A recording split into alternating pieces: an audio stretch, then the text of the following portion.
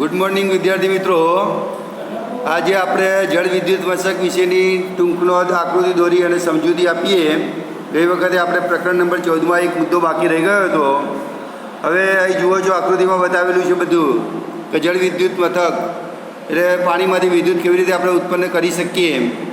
તો વિદ્યાર્થી મિત્રો, ખાસ કરીને જળ વિદ્યુત મથક એટલે જળ એટલે પાણી, એટલે કે જળ વિદ્યુત મથકોમાં નીચે પડતા પાણીનું જે છે એ સ્થિતિ ઉર્જાનું વિદ્યુત ઉર્જામાં રૂપાંતરણ કરવામાં આવે છે. પાણી પડી રહેલું હોય એને સ્થિતિ ઉર્જા કહેવાય, અને એમાંથી ગતિ કરીને જે વિદ્યુત પેદા કરવામાં આવે એને આપણે શું કહીએ? સ્થિતિ ઉર્જાનું વિદ્યુત ઉર્જામાં રૂપાંતરણ. જળ વિદ્યુત ઉત્પન્ન કરવા માટે નદીઓના જે વહેણ હોય એને રોકવામાં આવે, અને રોકી અને મોટા જળાશયોમાં પાણી એકત્રિત કરવા માટે ખૂબ જ ઊંચા તાપમાને ખૂબ ઊંચી જગ્યા હોય એવી જગ્યાએ આપણે બંધ બનાવવામાં આવે છે. આ ઉપરાંત પાણીના પ્રવાહને રોકીને પાણીના મોટા જથ્થામાં, એટલે કે મોટા જે જળાશયો હોય એની અંદર એકત્રિત કરવામાં આવે, એટલે કે એકઠું કરવામાં આવે, જેને કારણે પાણીનું જે સ્તર છે, પાણીનું જે લેવલ છે એ પાણીનું લેવલ ઊંચું આવે. આ પ્રક્રિયામાં વહેતા પાણીનું ગતિ ઉર્જાનું સ્થિતિ ઉર્જામાં રૂપાંતર થાય છે, અને ડેમમાં ઊંચા લેવલ પર રહેતા પાણીના પાઇપો મારફતે ડેમના જે તળિયે નીચેના ભાગમાં જે ટર્બાઇન રાખેલા હોય એ ટર્બાઇન સુધી એ પાણીને લઈ જવામાં આવે છે. આ ટર્બાઇન સાથે શું જોડેલું હોય છે? તો કે વિદ્યુત જનરેટર, અને વિદ્યુત જનરેટર જોડેલા હોય જેના કારણે એ સ્થિતિ ઉર્જામાંથી ગતિ ઉર્જામાં અને ગતિ ઉર્જામાંથી વિદ્યુત ઉર્જામાં રૂપાંતર પામે છે. તો આ રીતે જળ વિદ્યુત મથક ખાસ કરીને જે જગ્યાએ ડેમ બનાવી શકાતા હોય, પાણી પુષ્કળ પ્રમાણમાં મળી શકતું હોય, ખુલ્લી જગ્યા હોય એવી જગ્યાએ આપણે પાણીમાં રહેલું જે સ્થિતિ ઉર્જાનું ગતિ ઉર્જામાં અને ગતિ ઉર્જામાં એ વિદ્યુત ઉર્જામાં રૂપાંતર કરી શકીએ છીએ. તો વિદ્યાર્થી મિત્રો, આ રીતે પરીક્ષામાં પૂછાય કે જળ વિદ્યુત મથકની આકૃતિ દોરી ટૂંકમાં સમજૂતી આપો, તો ખાસ કરીને આ આકૃતિ દોરી અને મુદ્દા લખવાના હોય. વિદ્યાર્થી મિત્રો, ટૂંકા પ્રશ્નોની સાથે સાથે આપણે ચર્ચા કરીએ. આજે એક ઓપ્શન આપેલા હોય છે, 4 પ્રકારના ઓપ્શન. એ 4 ઓપ્શનમાંથી આપણે એકાદ ઓપ્શન સિલેક્ટ કરવાનું હોય. તો સૌથી પહેલાં એક ઓપ્શનની વાત કરું તો નીચેનામાંથી શામાં વિસ્થાપન પ્રક્રિયા શક્ય બને છે? તો FeSO4નું દ્રાવણ અને ચાંદી, AgNO3નું દ્રાવણ અને કોપર, NaClનું દ્રાવણ અને કોપર, MgCl2નું દ્રાવણ અને એલ્યુમિનિયમ. તો આ 4માંથી વિસ્થાપન પ્રક્રિયા એ AgNO3નું દ્રાવણ અને કોપરમાં આપણને વિસ્થાપન પ્રક્રિયા જોવા મળે છે. નંબર 2ની વાત કરીએ તો આયનનું ક્ષારણ કોની હાજરીમાં થાય છે? આયન એટલે લોખંડ. લોખંડ એ ખાસ કરીને કોની હાજરીમાં કટાય?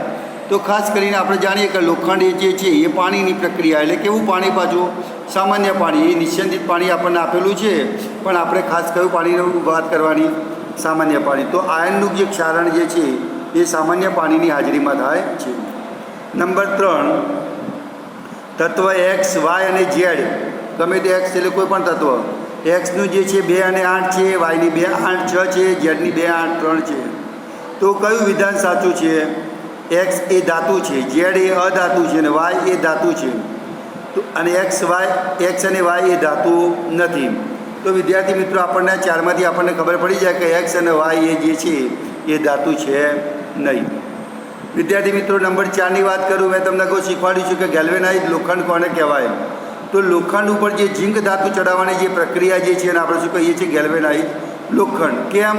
તો કે લોખંડ ઉપર જ્યાં સુધી ઝીંકનું પડ ચડાવેલું છે ત્યાં સુધી લોખંડને કાટ લાગશે નહીં. તો એક પ્રશ્ન પૂછાયો છે, લોખંડ પર ઝીંક ધાતુનું આવરણ ચડાવવાની ક્રિયા કયા નામે ઓળખાય છે? તો ખાસ કરીને ગેલ્વેનાઇઝ તરીકે. મર્ક્યુરી ઓક્સાઇડમાંથી મર્ક્યુરી મેળવવા કઈ પ્રક્રિયા ઉપયોગી છે? તો કે મર્ક્યુરી ઓક્સાઇડમાંથી મર્ક્યુરી જો મેળવવી હોય તો એને ગરમી આપવી પડે, ઉષ્મા, હીટિંગ કરવું પડે. તો વિદ્યાર્થી મિત્રો, જ્યારે પરીક્ષામાં પૂછાય તો ઉષ્મા આપવું એ ખાસ લખવાનું. નીચે આપેલી ધાતુઓને સક્રિયતા ઉતરતા શ્રેણીમાં 4 પ્રકારની જે આપેલી છે આપણને જુદા જુદા તત્વો, એમાંથી કઈ ધાતુ જે છે ઉતરતા ક્રમમાં? તો આ 4 ઓપ્શન જે છે Fe, Cu, Mg, Ca, Zn અને Ag. Fe એટલે આયન, Cu એટલે કોપર, Mg એટલે મેગ્નેશિયમ, Ca એટલે કેલ્શિયમ, Zn એટલે ઝીંક અને Ag એટલે સિલ્વર. તો આપણે 4 ઓપ્શનમાંથી આપણે જોઈએ છીએ કેલ્શિયમ એ મેગ્નેશિયમ કરતાં ચડિયાતા ક્રમમાં છે, મેગ્નેશિયમ એ Zn કરતાં ચડિયાતા, Zn એ Fe કરતાં, Fe એ Cu કરતાં અને Cu એ Ag કરતાં. તો આ રીતે આપણે ઉતરતા ક્રમની અંદર એ ઓપ્શન જે છે એને પ્રાધાન્ય આપવું પડે. આગળ, નીચે આપેલી રાસાયણિક પ્રક્રિયા પરથી કઈ ધાતુ સૌથી વધુ સક્રિય છે? તો તો આપણને જુદી જુદી ધાતુ આપી છે, એમાં ઝીંક ધાતુ જે છે એ વધારેમાં વધારે સક્રિય છે, એટલા માટે આપણે લોખંડ ઉપર ઝીંક ધાતુનું પડ લગાડીએ છીએ. નેક્સ્ટ મુદ્દાની વાત કરું તો મેગ્નેશિયમની ગરમ પાણી સાથે પ્રક્રિયા કરતાં મળતી નીપજ. તો આપણે જાણીએ છીએ મેગ્નેશિયમની પાણી સાથે પ્રક્રિયા કરીએ Mg+H2O MgOH2 એટલે કે મેગ્નેશિયમ હાઇડ્રોક્સાઇડ આપણને મળે. તો આપણી જોડે 4 ઓપ્શન આપ્યા છે: magnesium hydroxide, MgO, MgCl2, MgO × MgOH2. તો આપણે એ ઓપ્શન એ જે છે એ સિલેક્ટ કરવાનું. મેગ્નેશિયમની ગરમ પાણી સાથે પ્રક્રિયા કરીએ તો મેગ્નેશિયમ હાઇડ્રોક્સાઇડ આપણને મળે. નીચેનામાંથી કયા ધાતુ ઓક્સાઇડનું કાર્બન વડે રિડક્શન થાય? તો આ 3 ધાતુઓ એવી છે: મેગ્નેશિયમ ઓક્સાઇડ, ઝીંક ઓક્સાઇડ ને એલ્યુમિનિયમ ઓક્સાઇડ. આ 3 ધાતુ જે છે એ કાર્બન વડે આપણે રિડક્શન કરી શકીએ છીએ. એટલે આપણે ઓપ્શનની અંદર શું સિલેક્ટ કરીશું વિદ્યાર્થી મિત્રો? ડી. આપેલા તમામ જે છે એનું કાર્બન વડે શું થાય છે? રિડક્શન. નીચેનામાંથી કયા સંયોજનોને ગરમ કરતાં CO2 વાયુ ઉત્પન્ન થાય? તો CO2 વાયુ જે છે એ CaCO3, ZnCO3, Na2CO3 અને MgCO3માંથી સોડિયમ કાર્બોનેટ જે છે એ Na2CO3 આપણે સિલેક્ટ કરી શકીએ. નેક્સ્ટ મુદ્દાની વાત કરીએ તો નીચેનામાંથી કયું ધાતુનો વિદ્યુત વિભાગીય વિશુદ્ધિકરણ પદ્ધતિથી મેળવાય? તો આપણી જોડે ઓપ્શન આપેલા છે વિદ્યાર્થી મિત્રો: Ag, Cu, Na અને Al. તો આ 4માંથી એવી કઈ 2 ધાતુઓ છે? તો નંબર 1 અને નંબર 2 એટલે કે Ag અને Cu એ ધાતુથી આપણે વિભાગીય શુદ્ધિકરણ પદ્ધતિથી મેળવાય છે.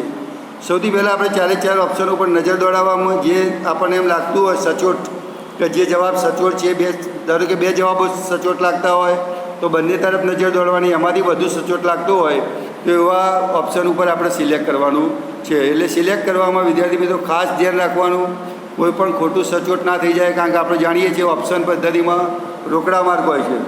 એટલે ખાસ જ્યારે પ્રશ્નનો જવાબ સિલેક્ટ કરીએ એટલે આ ખાસ વસ્તુ ધ્યાન રાખવાનું. નેક્સ્ટ મુદ્દાની ચર્ચા કરીએ તો નીચેનામાંથી કયું તત્વ એસિડિક ઓક્સાઇડ બનાવે છે? તો આપણી જોડે 4 ઓપ્શન છે: મેગ્નેશિયમ, સોડિયમ, સલ્ફર અને હિલિયમ. તો આપણે જોવાનું કે એસિડિક ઓક્સાઇડ શેનાથી બને? તો સલ્ફર એક એવી ધાતુ છે કે જેનાથી આપણે એસિડિક ઓક્સાઇડ બનાવી શકાય છે. એટલે આપણે 4 ઓપ્શનમાંથી કયું ઓપ્શન સિલેક્ટ કરીશું વિદ્યાર્થી મિત્રો? છે સલ્ફર.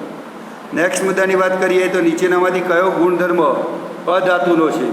તો કે તન્યતા, ટીપાવપણું, વિદ્યુત સુવાહકતા કે તેનો ઓક્સાઇડ જે છે ભૂરા લિટમસ પત્રને લાલ બનાવે.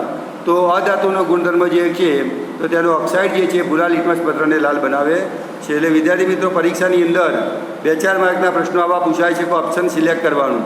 એ ઓપ્શન સિલેક્ટ કરવા માટે ખાસ ધ્યાન રાખવાનું.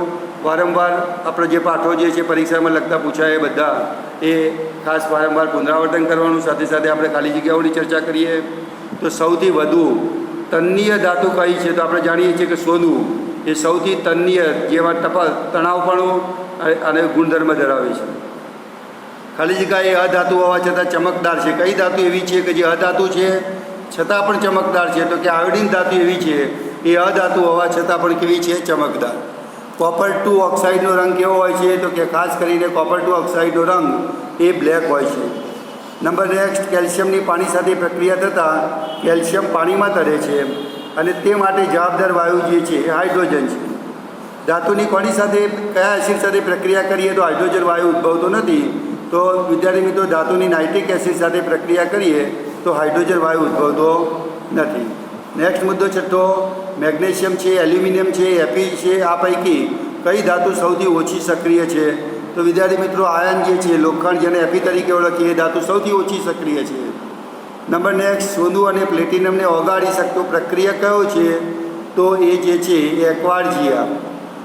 નેક્સ્ટ: Na આયનની બાહ્યતમ કક્ષામાં ઇલેક્ટ્રોનની સંખ્યા કેટલી છે? તો આપણે જાણીએ છીએ કે Naનો પરમાણુ ક્રમાંક કેટલો હોય છે? સોડિયમ 11. એટલે 1 ઇલેક્ટ્રોન 2, 8, 1 થાય. 1 ઇલેક્ટ્રોન ગુમાવીએ તો એની બાહ્ય કક્ષામાં કેટલા હોય છે? 1 ઇલેક્ટ્રોન હોય છે. એટલે 2, 8, 1 કહેવાય. સોડિયમ ક્લોરાઇડમાં આયનો ખાલી જગ્યા આકર્ષણ બળથી જોડાયેલા હોય છે. તો કે સ્થિર વિદ્યુત આકર્ષણ બળથી જોડાયેલા હોય છે. ક્લોરાઇડ એનાયનની ઇલેક્ટ્રોન રચના કેટલી છે? 2, 8, 8. બરાબર. અને ખાલી જગ્યા ધાતુ કુદરતમાંથી મુક્ત સ્વરૂપે ઓક્સાઇડ કાચી સ્વરૂપે અથવા સલ્ફાઇડ કાચી ધાતુ સ્વરૂપે મળે છે. મર્ક્યુરીની કાચી ધાતુ જે છે એ સીનના બાર છે. ઝિંક સલ્ફાઇડને મર્યાદિત હવાની હાજરીમાં ગરમ કરતાં SO2 વાયુ પ્રાપ્ત થાય છે. નેક્સ્ટ મુદ્દો: મેંગેનીઝ ડાયોક્સાઇડ, મેંગેનીઝ એટલે Mn, O2 એટલે ડાયોક્સાઇડનું રિડક્શન કોની કઈ ધાતુ વડે થાય તો એલ્યુમિનિયમ ધાતુ વડે થાય છે. અને એક છેલ્લો મુદ્દો, વિભાગીય વિશુદ્ધિકરણમાં ખાલી જગ્યાના દ્રાવણનો ઉપયોગ વિદ્યુત વિભાજ્ય તરીકે થાય તો ધાતુના ક્ષારના દ્રાવણનો વિદ્યુત વિભાજ્ય તરીકે ઉપયોગ થાય છે. તો આપણી જગ્યા આજે ખાલી જગ્યાઓ અને ઓપ્શન સિલેક્ટ કરવાના પ્રશ્નોની ચર્ચા કરી, સાથે સાથે જળ વિદ્યુત મથકની ટૂંકનો આકૃતિ દોરી, સમજૂતી આપી. આ મુદ્દા બધા જ મુદ્દા જે છે એ ઘરેથી ખાસ કરીને તૈયાર કરી લાવવાના. આવતા એપિસોડમાં આપણે નવા મુદ્દાઓની ચર્ચા કરીશું. ત્યાં સુધી જે ત્રીજી કસોટીના પેપરો જે છે એ દરેકે દરેક વિદ્યાર્થીઓ એ તૈયાર કરીને સારી રીતે લખો એવી શુભકામના સાથે આજનો એપિસોડ આપણે પૂરો